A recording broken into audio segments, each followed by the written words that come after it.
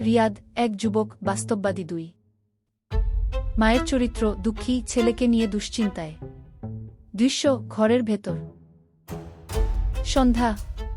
মা খাটে বসে আছে, রিয়াদ দরজা ঠেলে ঘরে ঢুকছে। রিয়াদ ভেতরে ঢুকে, মা আমি আসছি। মা চোখ তুলে তাকায়, এই সন্ধ্যা বেলায় কোথায় ছিলি রে এতক্ষণ? রিয়াদ গম্ভীর গলায়, কাজ ছিল মা, একটু দেরি হয়ে গেছে।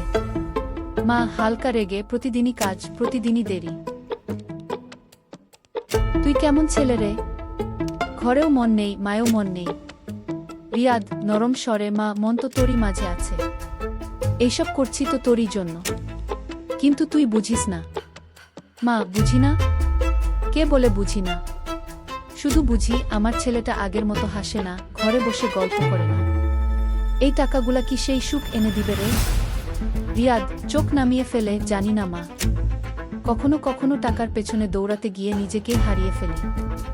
মা মৃদু হাসি দিয়ে, তুই শুধু আমার রিয়াদ থাক, ব্যাস, বাকিটা আমি ম্যানেজ করে নেব।